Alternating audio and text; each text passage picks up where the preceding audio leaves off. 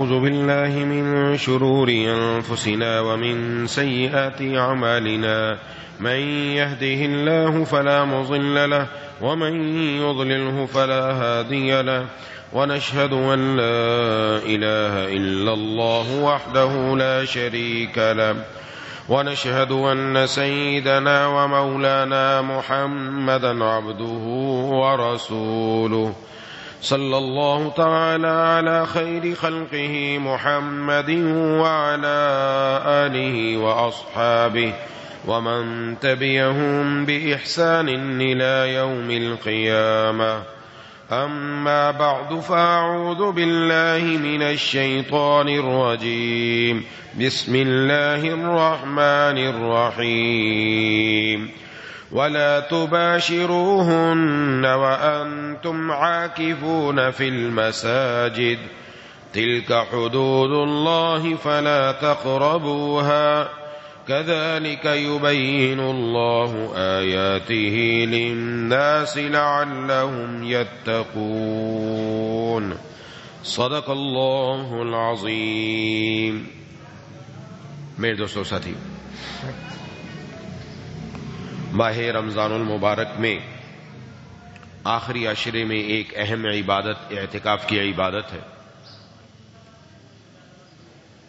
محبوب کبریا خاتم الانبیاء سرکار دو عالم صلی اللہ علیہ وسلم کا اپنا معمول یہی رہا کہ آپ آخری عشرے میں مسجد نبوی میں اعتکاف فرمایا کرتے تھے،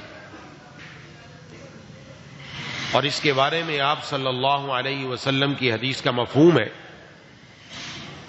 کہ جو بندہ اعتکاف بیٹھتا ہے، اعتکاف سے پہلے وہ جتنی عبادات کیا کرتا تھا، اعتکاف میں بیٹھنے کی وجہ سے اب وہ بعض عبادات نہیں کر سکتا، اللہ ان کا ثواب بھی اعتکاف والے کو عطا فرماتے ہیں کہ وہ مسجد میں بیٹھا ہے.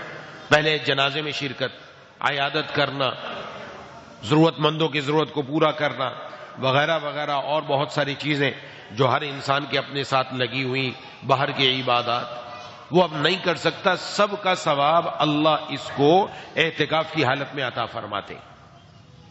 ایک حدیث شریف میں ارشاد فرمایا کہ جو شخص ایک دن کا اللہ کی رضا کے لیے اعتکاف کرے، ایک دن کا، اللہ تبارک و تعالی اس کے اور جنت کے درمیان 3 بڑی خندقوں کا فیصلہ فرما دیتے ہیں.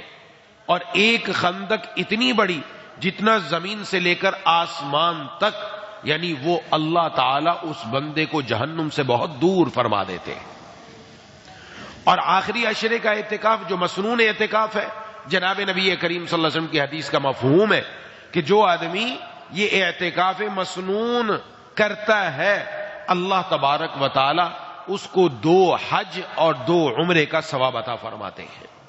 بہت بڑا ثواب ہے، بہت بڑی اہمیت ہے اور بہت بڑی فضیلت ہے. پھر جب اعتکاف والا مسجد میں آ کر بیٹھ گیا تو میں نے چند دن پہلے ایک حدیث عرض کی تھی کہ اللہ تبارک و تعالی کل قیامت والے دن اپنے سائے میں 7 خوش نصیب افراد کو جگہ عطا فرمائیں گے. ان میں سے ایک وہ بندہ کہ رجل قلبہ معلق بالمسجد، جس کا دل مسجد میں اٹکا ہوا ہے، اللہ اس کو بھی کل قیامت والے دن اپنے عرش کے سائے میں جگہ عطا فرمائیں گے.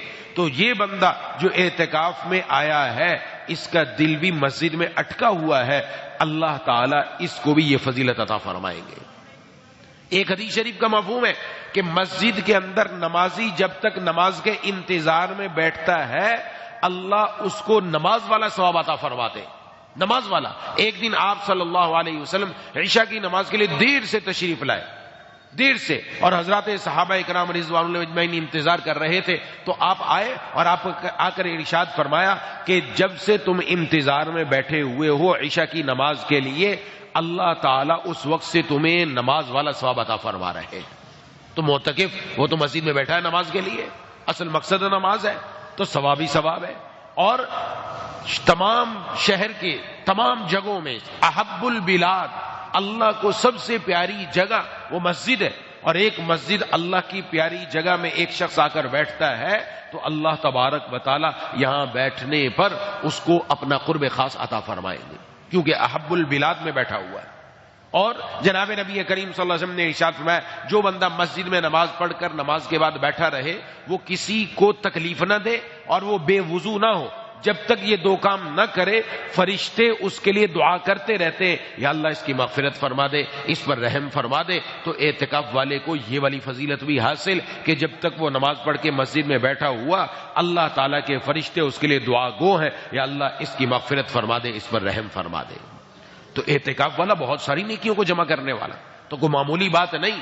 اعتکاف میں بیٹھنے پر اللہ یہ ڈھیروں کروڑوں اربوں ثواب بندے کو عطا فرماتے ہیں، لیکن اس کے ساتھ ساتھ اس کا خیال رکھنا ضروری ہے کہ اعتکاف کا مقصد کیا ہے، اعتکاف سے لینا کیا ہے۔ اعتکاف کا مقصد اللہ تبارک و تعالیٰ کو پانا، اللہ کو راضی کرنا، یہ اعتکاف کا مقصد ہے، تاکہ میں اعتکاف میں بیٹھ کر پہلے 5 وقت اللہ کے در پر آ کر چلا جایا کرتا تھا، اب 5 وقت سے زائد 24 گھنٹے رب کے در پر آ کر بیٹھ گیا اور اللہ سے اللہ ہی کو مانگا جا رہا ہے، اللہ کی رضا مانگی جا رہی ہے، یا اللہ اپنی رضا عطا فرما، کیونکہ یہی وہ چیز ہے جو جا کر قبر میں کام آنے والی ہے، آخرت میں کام آنے والی ہے۔ اصل مقصد اعتکاف کا اللہ کو راضی کرنا ہے، یہ ذہن میں رکھنا چاہیے۔ اعتکاف کا مقصد کوئی ہلہ گلہ نہیں ہے، کو گپ شپ نہیں ہے۔ آپ نے دیکھا ہوگا بہت ساری جگہوں پر کہ جب مسجد میں آتے ہیں تو وہاں پر لگا ہوتا ہے کہ مخلوق سے رشتہ کاٹ کر خالق سے رشتہ جوڑیں۔ اب تو مخلوق سے رشتہ کاٹ کر خالق سے رشتہ جوڑنا ہے۔ بھی سارا سال سنگت کے ساتھ بیٹھے رہے، سارا سال دوست و احباب کے ساتھ گپ شپ چلتی رہی، اگر مسجد میں آ کر وہی کام ہے تو اعتکاف کی تو روح ختم ہو گئی۔ اعتکاف کا تو مقصد تھا سب سے کٹ کر اللہ کا ہو جانا، اب صرف بندہ اور اس کا مولا ہے۔ اب اعتکاف کا مقصد یہ نہیں کہ گپ شپ کی جائے، ہلہ گلہ کیا جائے، مسجد کے اندر مسجد کے آداب اس کا خیال نہ رکھتے ہوئے آپس میں دھینگا مشتی ہو رہی ہے، آپس کے اندر کھیل کود ہو رہا ہے، آپس کے اندر ہنسی مذاق چل رہا ہے، یہ بالکل ناجائز، مسجد کے آداب کے خلاف بھی ہے، اور مسجد میں دوسرے نمازیوں کو، دوسرے معتکفین کو اپنی طرف سے تکلیف دینا بھی ہے، ایذائے مسلم حرام ہے، اس طرح کرنے کی ہرگز اجازت نہیں ہے۔ کہ مسجد کے اندر بیٹھا ہے مسجد کے تقدس کا تو خیال کرے، اگر مسجد میں بیٹھ کر وہی ہلہ گلہ، اگر وہی گپ شپ کرنی ہے، اگر وہی باہر والا سلسلہ جاری رکھنا ہے تو پھر بندہ مسجد سے باہر اچھا ہے، باہر اچھا ہے۔ اس لیے کہ مسجد میں بیٹھ کر دنیا کی بات کرنا، مسجد میں بیٹھ کر یہ ہنسی مذاق اور مسجد میں بیٹھ کر ہلہ گلہ، یہ احترام مسجد کے خلاف بھی ہے، نیکیوں کو کھا بھی جاتا ہے، چہ جائے کہ وہ نیکی کما رہا ہے بلکہ وہ الٹا اپنے گلے میں وبال جمع کر رہا ہے۔ اس لیے بڑی اس کی اہتمام، اور جو حضرات سنجیدگی کے ساتھ، جو نوجوان سنجیدگی کے ساتھ اللہ کو پانا چاہتے ہیں اور اپنے رب کو منانا چاہتے ہیں، اور وہ ان اوقات کو اللہ تعالیٰ کی عبادت میں، تلاوت میں، ذکر و اذکار میں، تسبیحات میں لگانا چاہتے ہیں، وہ تو خوب آگے بڑھیں اور رب کے در پر آ کر ایک جگہ کو پکڑ لیں اور وہاں بیٹھ کر اپنے اللہ کو راضی کرنے کی فکر میں لگ جائیں۔ بس اس کا اہتمام ہونا چاہیے۔ دنیا کے اندر ہم کسی جگہ جائیں، فوج میں بھی ہے، پولیس کے اندر بھی ہے، اگر کوئی اہم میٹنگ ہے اور آپ کو بلایا ہے تو آپ کا موبائل باہر جمع ہو جائے گا، کوئی بھی نہیں کہتا کہ موبائل جی ہمارا موبائل کیوں لے لیا۔ وہ ان کی جو میٹنگ ہے وہ اتنی اہم ہے کہ سرکاری ادارے میں آپ جائیں، آپ اپنا موبائل باہر جمع کرا کر جائیں گے، آپ کو اندر لے جانے کی اجازت نہیں ہے۔ آپ نے جمع کرایا، خوشی خوشی سے جمع کرایا اور وہاں بیٹھ کر میٹنگ میں رہے، تو اب تو بادشاہوں کے بادشاہ، احکم الحاکمین، مالک الملک اللہ تبارک و تعالیٰ کے در پر آئے ہیں، اللہ کو منانا ہے۔ اب موبائل یہ تو بیچ میں آ کر اللہ سے رشتہ توڑنے والی چیز، چونکہ اس کا استعمال غلط آپ نے کھولا، اور اگر سوشل میڈیا کھول لیا، کوئی خاتون کی تصویر، کوئی غلط تصویر مسجد میں بیٹھ کر اللہ کے گھر میں رمضان کے اندر، پھر لیلۃ القدر کی رات کے اندر، تو اس کا وبال تو اور زیادہ بڑھ جائے گا۔ اس لیے موبائل لانے سے اجتناب، موبائل اپنا گھر میں، آپ مسجد میں کہ سب سے رابطہ ختم، اب صرف اللہ تبارک و تعالیٰ سے رابطہ ہے۔ ایسے افراد موجود ہیں. میں نے پہلے بھی شاید عرض کیا, پاکستان میں اسلام آباد, راولپنڈی, لاہور, بڑے بڑے جگہوں پر ایسے بڑے بڑے ادارے جہاں پورے مہینے کے لیے نوجوان جمع ہوتے ہیں اللہ کی عبادت کرنے کے لیے, قرآن سمجھنے کے لیے, اور وہ سب کچھ چھوڑ چھاڑ کر اپنے موبائل گھروں پر چھوڑ کر آتے ہیں. ان کے پاس کچھ نہیں, بس وہ ہے اور اپنا اللہ اور رب کا قرآن پڑھنا, سمجھنا, تراویح پڑھنا, عبادت کرنا, تلاوت کرنا, اس میں لگے ہوئے. تو 10 دن کا مطالبہ ہے کہ اب سب سے رشتہ کاٹ کر اپنے رب سے جوڑا جائے. اس لیے جو حضرات بیٹھنا چاہتے ہیں, بچوں جوانوں کے جو والد ہیں, ان سے بھی گزارش سمجھا کر بھیجیں کہ تمہارا مقصد کیا ہے بھائی. ہلہ گلہ نہیں ہے, یہ ہلہ گلہ نہیں ہونا چاہیے, گپ چھپ نہیں ہونی. یہاں تک فقہاء کرام نے فرمایا چونکہ مسجد میں بیٹھ کر اگر کوئی معتکف ایسا کام کرتا ہے جس کے اعتکاف میں خرابی دوسروں کی پیدا ہوتی ہے, دوسروں کے اعتکاف خراب ہوتے ہیں, اس معتکف کو آپ مسجد سے باہر کھڑا کر سکتے ہیں کہ بھائی جائیں آپ کو السلام علیکم گھر تشریف لے جائیں. کو معمولی بات ہے.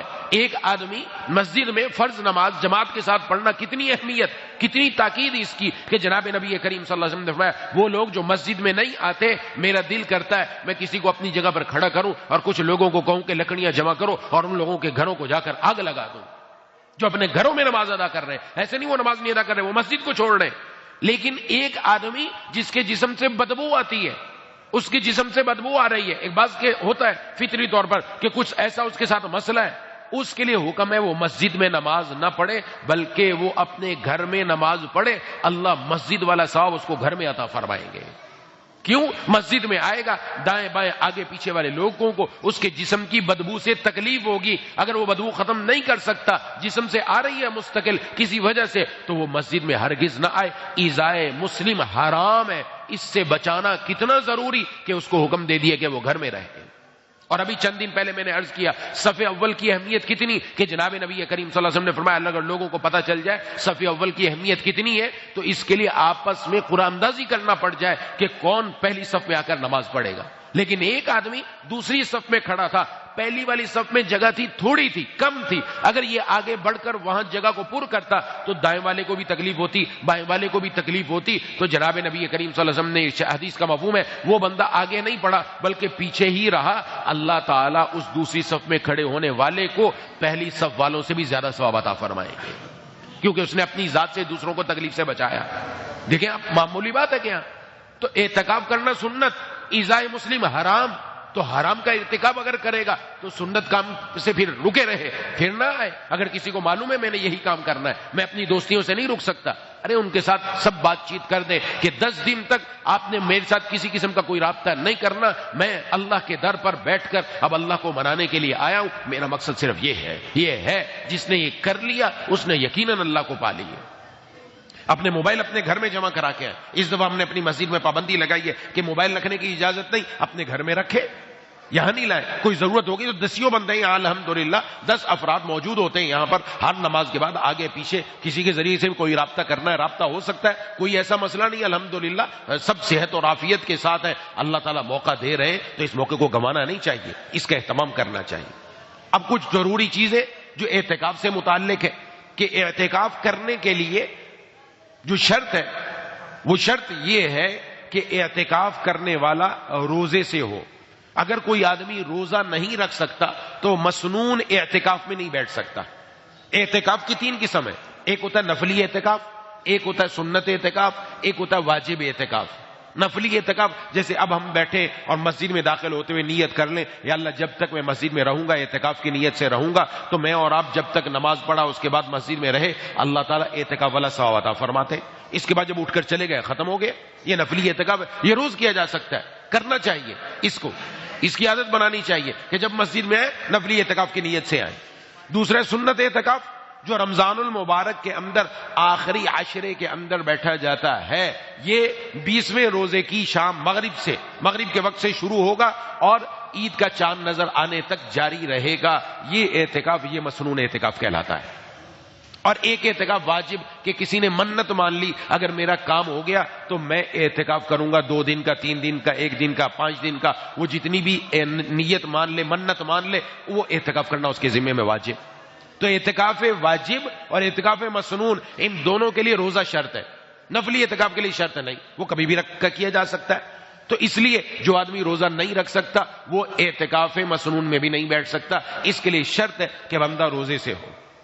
اس کے ساتھ ساتھ چونکہ حالات بدل گئے اس لیے بعض مساجد کے اندر جیسے ہماری مسجد میں بھی یہ شرط لگائی جاتی ہے کہ 18 سال سے کم عمر والا بچہ نہ آئے. اتنی عمر والے ہوں جو بڑے ہوں، سمجھدار ہوں، سنجیدہ ہوں، ہمیں پتہ چلے کہ وہ واقعتاً عبادت کے لیے آئے ہیں، ان کی عمر میں سنجیدگی آ گئی ہے، تو ایسے افراد کو مسجد میں بٹھایا جائے. بعض تو اس سے بھی آگے کی شرط ہوتی ہے، بعض مساجد کے اندر ایسی اگر شرط انتظامی اعتبار سے لگائی جائے تو وہ بھی شرعاً جائز ہے. عورتیں گھروں میں اعتکاف بیٹھیں گی، ان کے لیے شرط ہے کہ وہ اپنی ناپاکی کے ایام سے پاک ہوں. اگر ان کے ناپاکی کے ایام شروع ہو چکے ہیں تو وہ اعتکاف میں نہیں بیٹھ سکتی. ان کے لیے یہ ایک اہم شرط ہے. مرد حضرات کے لیے ایک شرط ہے، مسجد میں اعتکاف بیٹھیں گے. اور مسجد جو مسجد شرعی، جس طرح یہ مسجد شرعی وہ مسجد کہلاتی ہے جو جگہ مسجد کے نام پر وقف کر دی گئی وہ تا قیامت مسجد رہے گی.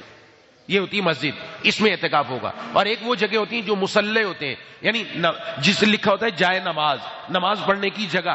عارضی طور پر کسی کمپنی والوں نے، کسی ادارے والوں نے، کسی پلازے والوں نے جگہ بنا دی کہ یہاں آپ نماز پڑھ لیا کریں، وہ جگہ وقف نہیں کی گئی، اس جگہ کو پھر بعد میں کسی اور کام میں بھی لے لیتے ہیں، تو وہ جگہ مسجد نہیں ہوتی، اس جگہ میں اعتکاف نہیں بیٹھ سکتے. تو اعتکاف ایسی مسجد میں ہوگا جو شرعی مسجد ہو. اور بہتر یہ وہ مسجد وہ ہو جس میں 5 وقت نماز با جماعت ہوتی. ایسی مسجد کے اندر اہتمام سے اعتکاف بیٹھا جائے.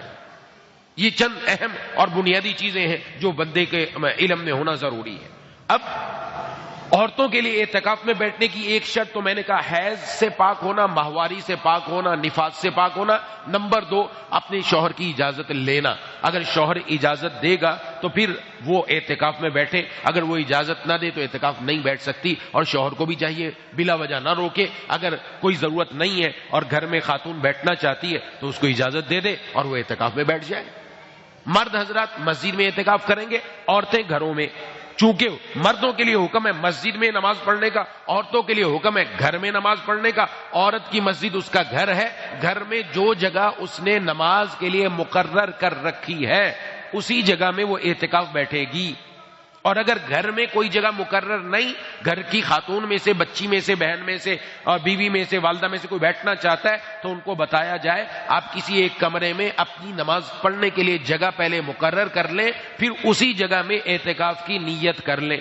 انشاءاللہ اس بیان کے بعد عورتوں کے لیے اعتکاف کے مسائل وہ بھی تقسیم کیے جائیں گے کہ جن کے گھروں میں بیٹھتے ہیں اس میں سب باتیں لکھی ہوئی ہیں، لیکن ان کو بتا دیا جائے کہ گھر میں جو جگہ نماز کے لیے مقرر ہے وہ اسی جگہ کو اعتکاف کے لیے مقرر کریں. اگر کوئی جگہ مقرر نہیں تو آج وہ اعتکاف جس جگہ کرنا چاہتی ہے اس کو نماز کے لیے مقرر کر لیں کہ میں نے اس جگہ نماز پڑھنی ہے، اور وہ اسی جگہ پر نماز پڑھیں گی، اسی جگہ اعتکاف کریں گی. اس کے لیے اگر بالکل چھوٹا سا کمرہ ہے، بس ایک چارپائی لگ جائے، ایک جا نماز لگ جائے، بس اتنی جگہ تھوڑی سی تھوڑا سا چہل قدمی ہو جائے تو پورے کمرے کی بھی نیت کر سکتی ہیں، میں نے اس پورے کمرے کی نیت کر لی. اور اگر بڑا کمرہ ہے تو اتنی جگہ جس میں ایک بستر لگ جائے، مصلی لگ جائے اور تھوڑا سا چلنا پھرنا ہو جائے، بس اتنی جگہ وہ اپنے اعتکاف کے لیے مقرر کر سکتی ہیں. عورت گھر میں اعتکاف میں بیٹھے، ہر سال یہ مسئلہ اب بھی اس سال بھی 2-3 دن سے بہت پوچھا جا رہا ہے کہ وہ زمین پر سونا ہی ضروری ہے. زمین پر سونا ضروری نہیں، گھر میں وہ اعتکاف میں ہے، وہ بیڈ ہے یا چارپائی لگی ہوئی ہے، اس پر سونا چاہے سو سکتی ہیں، کوئی مسئلہ نہیں ہے. وہ جگہ جو انہوں نے اپنے لیے مقرر کر لی اس میں وہ اس بیڈ کو، اس چارپائی کو، اس کو بھی اپنے اندر لے لیں، وہ اس کے اوپر جا کر سو سکتی ہیں. زمین پر معتکف مرد یا عورت کا سونا ضروری نہیں. عموماً مسجد میں تو زمین ہی کا ہوتا ہے تو وہاں زمین پر ہی سویا جاتا ہے. گھر کے اندر خواتین یہ اہتمام کر سکتی، اس لیے ان کے لیے وہاں وہ احکام ہوں گے جو مرد کے لیے مسجد کے احکام ہیں. یہ ذہن میں رکھنا ضروری ہے. مسجد ایک اس کی 4 دیواری ہے، 4 دیواری کے اندر جو پوری جگہ ہے اس کو مسجد کہا جاتا ہے.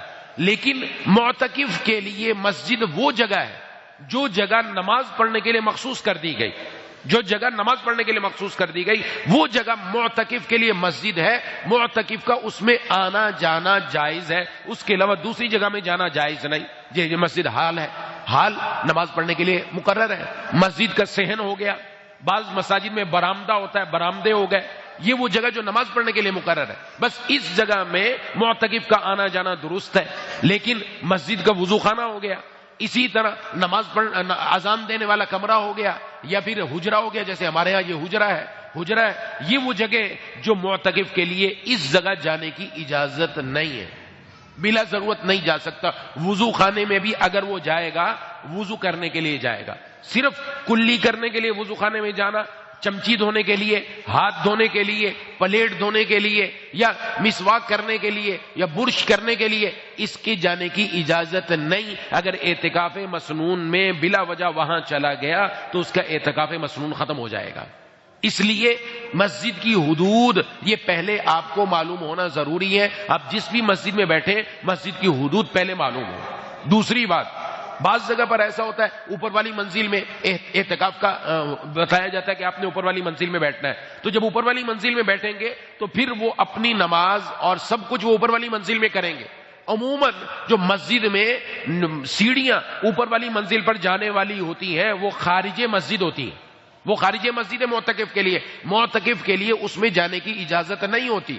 ہماری مسجد میں ہم نے اپنی سیڑھیوں والی جگہ کی مسجد کی نیت کر لی ہے. ہماری جو کمیٹی ہے ان کی طرف سے سارے مسائل پوچھ کر ہم نے اس کو مسجد میں شامل کر لیا، اس لیے تاکہ معتکفین کے لیے مسئلہ نہ ہو، وہ نیچے سے اوپر جائیں یا اوپر سے نیچے آئیں نماز پڑھنے کے لیے تو پریشانی نہ ہو. لیکن اگر کسی اور مسجد میں بیٹھے ہیں وہاں معلوم کر لیں پہلے کہ یہ حدود مسجد میں اگرچہ سیڑھیاں ہیں لیکن مسجد میں داخل ہے کہ نہیں. وہاں جو مفتی صاحب ہو، وہاں جو عالم ہو، ان سے مسئلہ پوچھے. اگر وہ مسجد سے خارج ہے تو اگر آپ اوپر جا کے اعتکاف بیٹھیں گے تو پھر آپ اوپر ہی اعتکاف میں رہیں گے. اوپر سے نیچے نماز پڑھنے کے لیے نہیں آئیں گے. اوپر ہی نماز پڑھیں، صف اول میں پڑھیں، اوپر ہی اپنے سارے معاملات کریں گے. یہ بھیا یاد رکھنا ضروری ہے، یہ بھی اہتمام سے.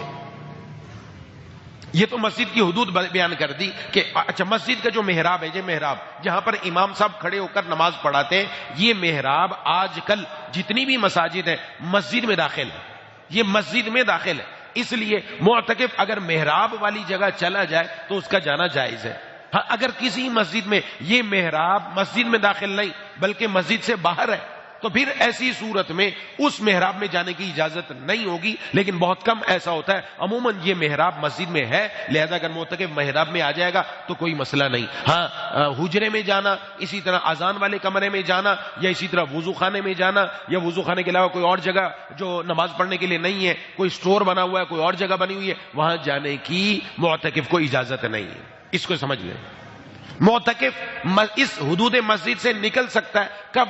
ایک تو طبعی حاجت کے لیے. طبعی حاجت کیا ہے؟ قضاء حاجت کے لیے جانا ہے، بیت الخلاء جانا ہے تو وہ جا سکتا ہے. اور بیت الخلاء میں اگر پہلے سے کوئی بندہ موجود ہے وہاں جا کر انتظار کرنا پڑے تو وہاں باہر کھڑا ہو کر انتظار بھی کر سکتا ہے. بعض مساجد کے اندر ہی اہتمام ہوتا ہے، بعض مساجد والوں نے اپنے باہر بیت الخلاء بنائے ہوئے ہوتے تو دونوں جگہ جانے کی اجازت ہے. لیکن بسا اوقات بعض مساجد ایسی ہوتی ہیں کہ جہاں تعمیری سلسلہ کوئی چل رہا ہے یا انہوں نے وہاں بیت الخلاء کا انتظام نہیں کیا تو اب معتکف کو جانا ہے تو قریب ترین اپنا گھر جو اس کا قریب ترین گھر ہو، رشتہ دار کا گھر ہو یا قریب ترین گھر ہو، اگر قضاء حاجت کے لیے وہاں چلا جائے تو شرعاً اجازت ہے. لیکن وہاں صرف قضاء حاجت کے لیے جائے پھر فوراً واپس آ گئے. ان جگہوں میں، ان مساجد میں جن مساجد کے ساتھ بیت الخلاء وغیرہ کا انتظام نہیں ہے، ورنہ عموماً ہوتا ہے. لیکن بعض جگہوں پر ایسے ساتھی سوال کر لیتے ہیں کہ بعض جگہوں سے ایسے مسائل آ جاتے ہیں، تعمیری سلسلہ یا کوئی ایسا سلسلہ تھا جس کی وجہ سے وہاں ترتیب نہیں، تو پھر ایسی صورت میں قریب ترین جگہ پر جا سکتا ہے. ایسے ہی کھانے پینے کی ضرورت ہے، یعنی سحری اور افطاری. عموماً سحری اور افطاری مسجد میں ہی آ جاتی ہے گھر والوں کی طرف سے. لیکن اگر کوئی آدمی ایسا ہے اس کی سحری لانے والا کوئی نہیں، افطاری لانے والا کوئی نہیں، تو پھر وہ اتنی دیر پہلے جا سکتا ہے کہ بس جائے، گھر والوں کو تاکید کر دے آپ نے تیار کر رکھنی ہے، میں اتنے وقت پر آؤں گا، وہ تیار ہو وہاں سے اٹھائے اور لے کر مسجد آ جائے اور یہاں بیٹھ کر وہ اپنی سحری کھا لے. اسی طرح افطاری کے لیے بھی یہی ترتیب ہے. تو سحری اور افطاری لانے والا کوئی نہ ہو تو اس کی بھی شرعاً اجازت ہے کہ لینے جا سکتا ہے. اگر کسی کی ایسی ترتیب ہو اور اس کو کوئی بات سمجھ میں نہ آ رہی ہو تو بعد میں مسئلہ پوچھ سکتا ہے، اس کو سمجھا دیا جائے گا اچھی طریقے سے. ورنہ عموماً تو الحمدللہ اہتمام ہے، قریب قریب کے رشتہ داروں دوستوں میں سے کوئی نہ کوئی لے کر آ جاتا ہے، گھر والے افراد لے کر آ جاتے ہیں. تو یہ ایک ضرورت ہے ہماری، ایک شرعی ضرورت ہے. شرعی ضرورت، جس مسجد میں آپ اعتکاف بیٹھے ہیں وہ شہر کی مسجد ہے، وہاں جمعہ نہیں ہوتا. قریب قریب کی مسجد میں جمعہ ہوتا ہے تو جمعے والے دن جمعہ پڑھنے کی غرض سے مسجد دوسری مسجد میں جانا جائز ہے. خطبے سے اتنی دیر پہلے دوسری مسجد چلا جائے کہ وہاں جا کے 4 سنت پڑھ سکے، پھر خطبہ سن کر نماز جمعہ پڑھ کر اس کے بعد وہاں سنت ادا کر کے پھر وہاں سے دوبارہ اپنی مسجد میں آ جائے. اس کی بھی شرعاً اجازت ہے اگر وہ ایسی مسجد میں اعتکاف بیٹھا ہے جس مسجد کے اندر جمعے کی نماز نہیں ہوتی لیکن وہ شہر کے اندر ہے، وہاں کے لوگوں پر جمعہ فرض ہے. اگر کوئی دیہات میں بیٹھا ہے جہاں جمعہ فرض ہی نہیں ہے، پھر وہ وہاں سے نکل کر نہیں جائے گا، وہاں تو ویسے ہی ظہر کی نماز پڑھنی ہے جمعے والے دن. تو جس دیہات میں، جس گاؤں میں، جس علاقے میں جمعہ شرعاً فرض نہیں ہے، جمعہ لازم نہیں ہے، تو وہاں پر وہ جمعے والے دن ظہر کی نماز ہی پڑھیں گے. وہ پھر اپنی مسجد سے نکل کر کہیں دور شہر میں نہیں جائے گا جمعہ پڑھنے کے لیے، وہ وہیں پر ظہر کی نماز ادا کرے گا. یہ ایک بات، یہ ایک ہماری شرعی ضرورت ہے، اس کے لیے بھی نکلنے کی اجازت ہے. تیسری شرعی ضرورت ہماری وہ ہے کہ اگر غسل فرض ہو گیا دوران اعتکاف، نیند میں احتلام ہو گیا، غسل فرض ہو گیا، تو اب اس غسل فرض کو کرنے کے لیے بھی غسل خانے میں جا کر نہانے کی اور اپنے آپ کو پاک صاف کرنے کی اجازت ہے، جا سکتا ہے. لیکن ٹھنڈک حاصل کرنے کے لیے غسل کرنا یا جمعے کا غسل کرنے کے لیے جانا، اس کی اجازت نہیں ہے. مسجد سے خارج نہیں نکل سکتے کیونکہ یہ کوئی ضرورت نہیں ہے ایسی. ہاں کپڑے آپ بدل سکتے ہیں، ہر 2 دن بعد اپنے کپڑے بدل لیں، اپنے پاس خوشبو کا انتظام رکھیں، خوشبو لگائیں، کپڑے بدلیں تاکہ جسم میں کسی قسم کی بدبو پیدا نہ ہو. 2 دن بعد کپڑے بدل لیں، کپڑے بدل سکتے ہیں. کپڑے بدلنے کا ترتیب ہے کہ جب بندہ استنجا کرنے کے لیے جائے، قضاء حاجت کے لیے جائے، تو اپنے کپڑے بھی ساتھ لے جائے، وہاں قضاء حاجت سے فارغ ہو کر وہیں کپڑے بدل کر فوراً آ جائے. ایسے ہی صبح سحری کے ختم ہونے پر عموماً برش کرتے ہیں، ٹوتھ پیسٹ استعمال کرتے ہیں، تو اس وقت میں اگر وضو کرنا ہے فجر کی نماز کے لیے تو وضو کرنے کے لیے جائیں، ساتھ ہی ٹوتھ پیسٹ کر لیں، صحیح ہے. ساتھ ہی آپ اپنے چہرہ اس سے صابن سے دھو لیا، ٹھیک ہے. اصل مقصد وضو تھا، وضو کے ساتھ ضمناً یہ کام بھی کر لیے. لیکن یہ سمجھ لینا چاہیے روزے کی حالت میں سحری بند ہونے کے بعد روزہ افطار کرنے تک ٹوتھ پیسٹ یعنی اس کو استعمال کرنا یہ مکروہ ہے. اس لیے کہ جب ہم ٹوتھ پیسٹ لگا کر برش پر استعمال کرتے ہیں، اس کا کوئی ذرہ ہمارے لعاب میں مل کر، تھوک میں مل کر حلق سے اندر جا سکتا ہے، روزہ ٹوٹ جائے گا. تو ایسا کام کرنا جس سے روزے کے ٹوٹنے کا خطرہ وہ مکروہ ہے، اس سے بچنا چاہیے. مسواک کا اہتمام کریں، مسواک کر سکتے ہیں تو وضو کرنے کے لیے جب جائے مسواک بھی کر لیں. وضو کرنے کے لیے جب جائے اسی وقت اپنے ہاتھ صابن سے دھو لیا، چہرہ صابن سے دھو لیا، ٹھیک ہے، اجازت ہے اس کا اہتمام کریں. باقی مسجد میں رہیں تو اس طرح رہیں کہ اپنی ذات سے دوسروں کو تکلیف نہ پہنچے. ہاں بہت جگہ گھیر لینا کہ نمازی آ رہے ہیں، نماز کا موقع ہی نہیں مل رہا، ایسا نہیں ہونا چاہیے. صف اول کا معتکفین تو صف اول کا خصوصی اہتمام کرے کہ اعتکاف میں بیٹھے تو اب بھی اگر صف اول میں نہیں ہوں گے تو کیا فائدہ مسجد میں رہنے کا. صف اول میں آنا ہے، اول وقت میں پہلے بیٹھنا ہے تاکہ صف اول کا اہتمام ہو جائے. یہ کچھ ضروری چیزیں جن کا اعتکاف کے دوران خیال رکھنا ضروری ہے کیونکہ اس کا ثواب زیادہ ہے تو وہاں پر تمام چیزوں کا ثواب بھی زیادہ. اچھا، جو مسجد 2 منزلہ 3 منزل ہے تو جیسے نیچے وضو خانہ بنا ہوا ہے، اس وضو خانے کے اوپر والا جو حصہ ہوگا وہ بھی خارج مسجد ہے، اس میں بھی معتکف کے لیے جانے کی اجازت نہیں. معتکف اوپر والی منزل میں بھی صرف اس حصے میں جا سکتا ہے جو نیچے والے حصے میں جہاں نماز پڑھنے کے لیے مخصوص ہے اس کے اوپر والے حصے میں جائے، بس دوسری جگہ جانے کی اجازت نہیں. اس کا خیال رکھنا بھی ضروری ہے کہ یہ اس کا خیال رکھا جائے. باقی مسجد کے اندر بیٹھے ہیں اور اصل تو یہ ہے کہ جب ہم اعتکاف بیٹھنے لگے تو اپنی مونچھیں وغیرہ تراش کر آئیں، پہلے سے ہی اپنے ناخن وغیرہ کاٹ کر آئیں تاکہ اعتکاف کے دوران اس کی نوبت نہ آئے. تاہم پھر بھی اگر کسی کو ضرورت محسوس ہوتی ہے کہ میں اپنی مونچھیں بنا لوں یا اپنے ناخن کاٹ لوں تو وہ اعتکاف والی جگہ میں بیٹھ کر نیچے کو کپڑا بچھا لے اور اپنے ناخن کاٹ کر، مونچھیں کاٹ کر وہ کپڑا اٹھوا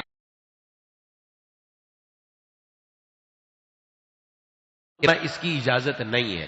اس کا بھی خاص اہتمام کرنا چاہیے، اس کو بھی دیکھ لینا چاہیے.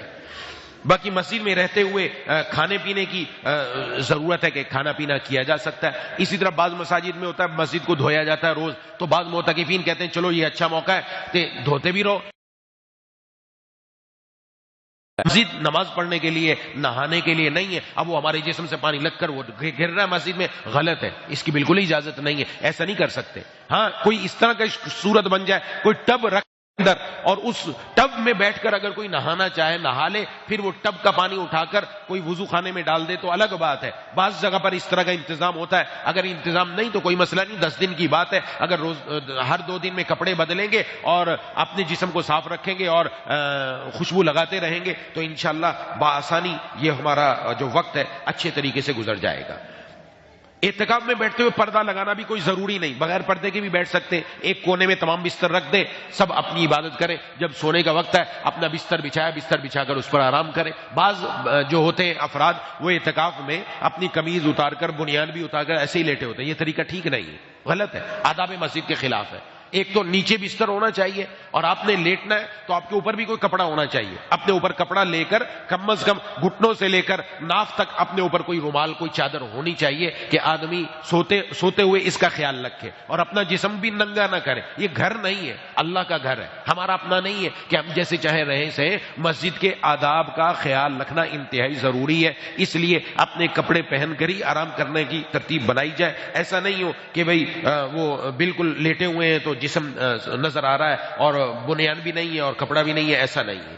مسجد میں بعض لوگ سمجھتے ہیں خاموش بیٹھنا افضل ہے. خاموش بیٹھنا کوئی عبادت نہیں ہے.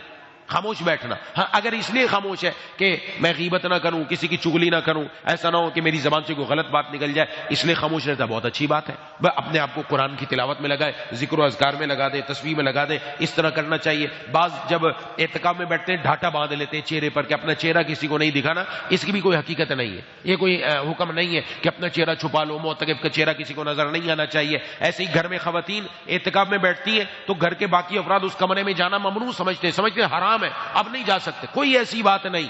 اس کو کیوں اکیلی چھوڑ دیا بیچاری خاتون کو؟ والدہ گھر میں اعتکاف میں بیٹھی ہے, بیوی بیٹھی ہے, بچیاں بیٹھی ہیں, آپ ان کے ساتھ بیٹھ کر سحری بھی کریں, آپ ان کے ساتھ بیٹھ کر افطاری بھی کریں, اجازت ہے.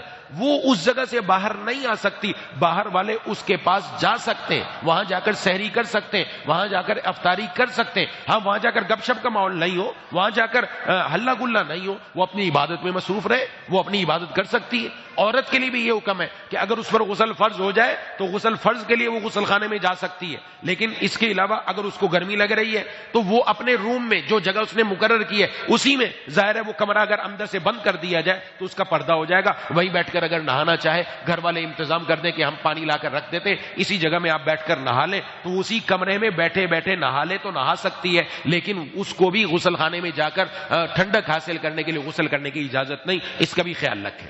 ہاں وہاں اگر گھر میں کوئی کام ہے اور کوئی بنانے والا نہیں ہے تو وہاں اس کے پاس فروٹ کاٹنے کے لیے بھی دیا جا سکتا ہے, وہ سبزی بنانی وہاں بیٹھ کر بنا سکتی ہے اپنی جگہ پر, وہاں سے وہ باہر نہ نکلے. عذر شرعی کی وجہ سے اگر کسی کا اعتکاف ٹوٹ جائے, اعتکاف ٹوٹ جاتا, بہت سارے افراد پتہ نہیں چلتا کہ جی مجھ سے یہ غلطی ہو گئی, میں مسجد سے نکل گیا تھا تو نکل گیا تھا, اعتکاف مسنون ختم ہو گیا. لیکن اعتکاف میں رہے, اس کی قضا ہے.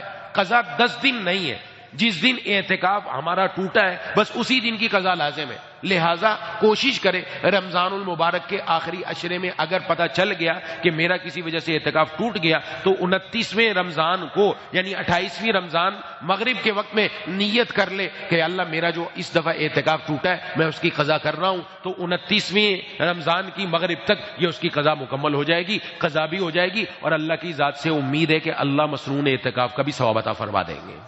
وہ اپنی طرف سے کمی نہ کرے, کوتاہی نہ کرے, اس کی کوشش کرے. یہ چند موٹی موٹی باتیں جو میں نے آپ سے عرض کر دی, یہ مسجد کے ماحول کے اعتبار سے, اور سب کو کوشش یہی کرنی چاہیے. خاص طور پر لیلۃ القدر کی راتیں یہ عبادت کی ہیں, عبادت کے اندر اپنے آپ کو مصروف رکھنے کی کوشش کریں کہ جیسے آج کی رات پہلی رات ہے, ہو سکتا ہے یہی لیلۃ القدر ہو.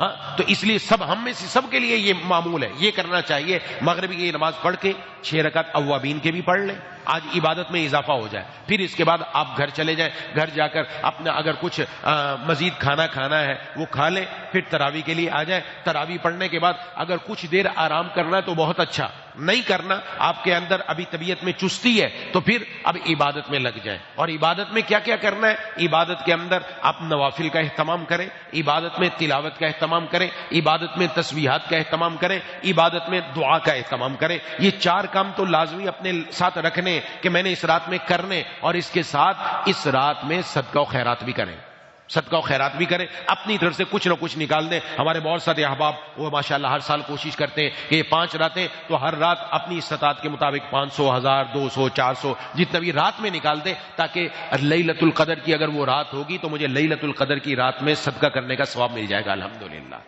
تو کوشش یہ کرنی چاہیے. ایسے صلاۃ التسبیح کا اہتمام کر لیا جائے, رات میں صلاۃ التسبیح پڑھ لیجیے, بڑا وقت ہوتا ہے, آرام سے پڑھ سکتے ہیں, آرام سے پڑھیں. اور دعائیں, بعض کہتے ہیں جی ہمیں تو دعائیں زیادہ نہیں آتی, تو مناجات مقبول حکیم الامت حضرت تھانوی نور اللہ مرکزہ کی ہے, اس میں انہوں نے قرآن اور حدیث کی بہت ساری دعائیں جمع کر دی.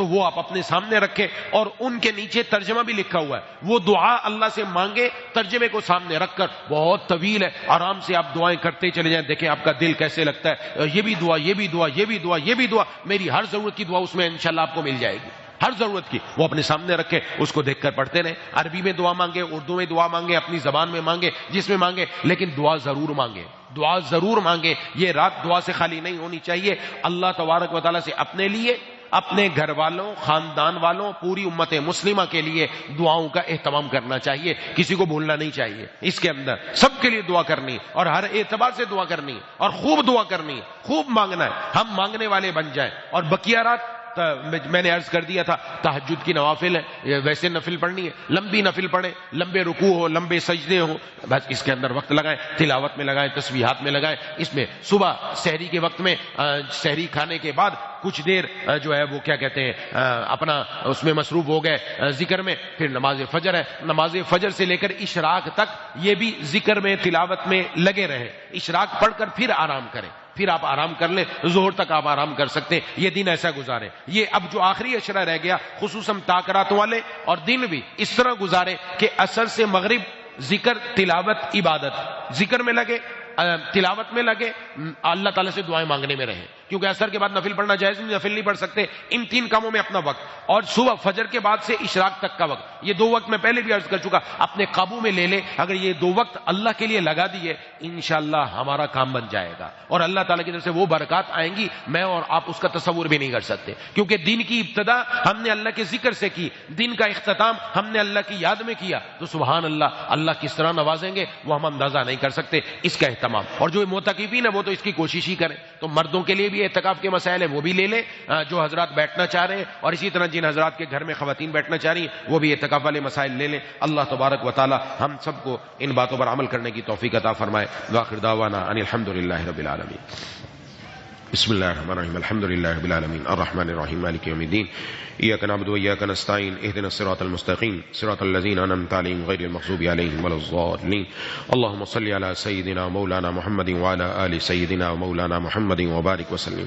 مولا کریم الہ العالمین، اس سال جتنے بھی اعتکاف میں بیٹھنے والے ہیں یا اللہ اس اعتکاف کو ان سب کے لیے زندگی بدلنے کا ذریعہ بنا دیجیے یا اللہ۔ تمام معتکفین اس سال ملک پاکستان ہو یا باہر ہو، جہاں جہاں بیٹھنے والے ان سب کو مقبول اعتکاف کی توفیق عطا فرما دے، ہم سب کو اور ان سب کو لیلۃ القدر میں جاگ کر عبادت کرنے کی توفیق بھی عطا فرما دیجیے۔ مولا کریم الہ العالمین، اے ارحم الراحمین، یا ذا الجلال والاکرام، جتنے بھی اعتکاف میں بیٹھنے والے حضرات ہیں یا اللہ ان کو خوب ہمت، طاقت، صحت عطا فرما کہ وہ یہ پورے 10 دن بہتر سے بہتر آپ کی عبادت کے اندر صحت اور قوت کے ساتھ لگ کر آپ کی رضا کے اندر گزار دیں۔ مولا کریم الہ العالمین، اے ارحم الراحمین، ہمارے والدین، بیوی، بچوں، بہن، بھائیوں، دوستوں، احباب کی تمام رشتہ داروں کی، اہل پاکستان کی پوری امت مسلمہ کی مغفرت فرما دیجیے۔